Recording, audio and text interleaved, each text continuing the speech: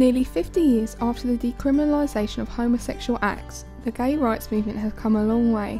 With gay marriage legalised in the UK in 2014, it could be argued that today's society is a lot more accepting of gay people. But with a shocking 52,000 homosexual teenagers a year experiencing homophobic bullying, and the word gay now being one of the most commonly used playground insults, have things really changed? By talking to the teenager who's recently come out as gay, the organiser of a lesbian, gay, bisexual and transgender support group, and talking to a previously troubled homosexual woman, this documentary takes a look at society's acceptance of gay teenagers today. Currently living in Kent, gay 19-year-old Carl spends his time sketching, playing musical instruments and working at River Island. He himself has encountered mixed responses about being gay as he's grown up.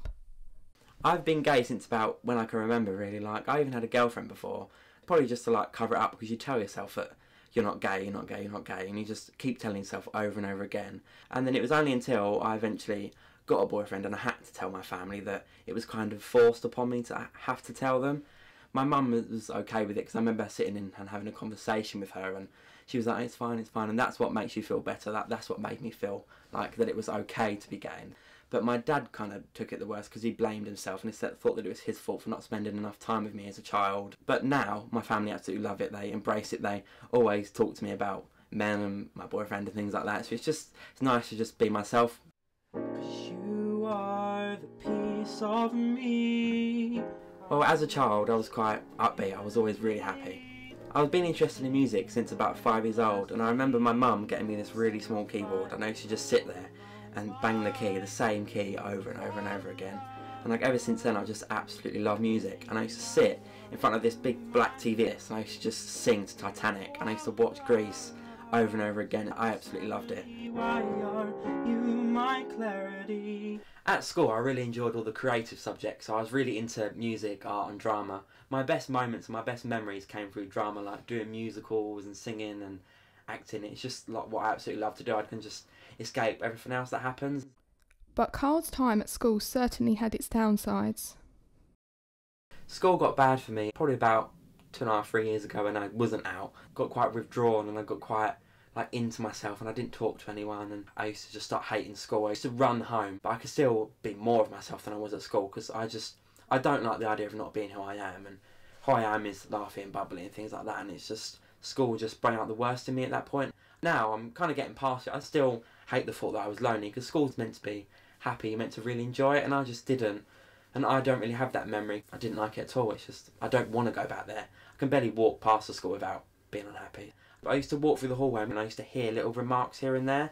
And I wasn't a strong person. I can't take criticism very well, so it really gets to me. So if someone called me gay, for example, if they called me a homo, if they was like, they used to be like, get away from me, like, we need to, you know, get away from him because he might turn us gay and things like that. And I used to just be really quiet. And I used to even be quiet in drama after a while, because it got to me so much. I used to even think that everyone was turning against me. It wasn't as bad as I think it was now, but at the time, because I was coming out and it was quite awful with my family and things, it was quite awful with relationships and things like that, it was quite a difficult time for me. Carl decided to visit his old secondary school to reflect on the difficult experiences that he encountered there, which eventually caused him to leave.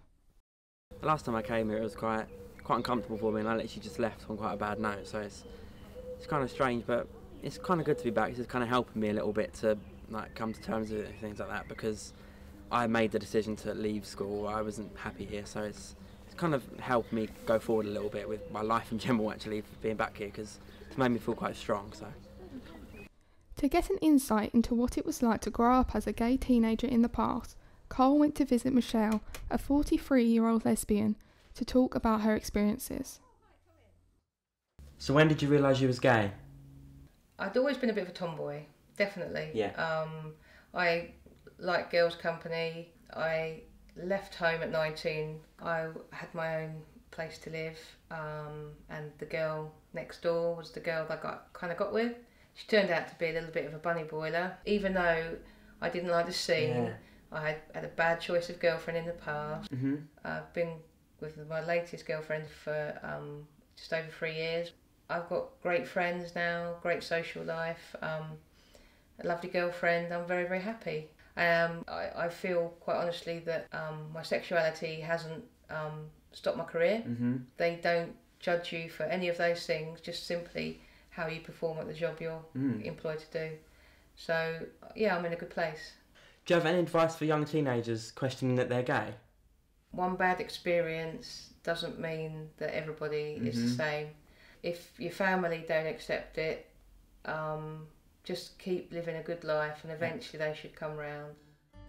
While Carl and Michelle have managed to take control and move forward in life, other homosexual teenagers have relied on the available support of LGBT services, with 52% of young gay people reporting having self-harmed and 44% having considered suicide. Services like Kent Pride are an extremely helpful source of support. I'm Vicky. I run Kent Pride, which is Kent's only LGBT festival, which is happening in the summer this year. We're trying to provide a gateway for people to access any sort of services that they don't feel are accessible at the moment. I think that Pride is important because it opens doors for teenagers that are coming out or questioning their sexuality to see that people have gotten through it. And a lot of people come out the other side. The attitude, social attitude and things have changed in the last 10, 15 years. And I think coming out is a lot easier now. Pride is important for that, because nobody should be ashamed of being LGBT. This support has not always been available to teenagers and is a sign that the general public is becoming more accepting of homosexual people. However, the existence of these groups themselves also poses the question: if this is the case, why are they needed?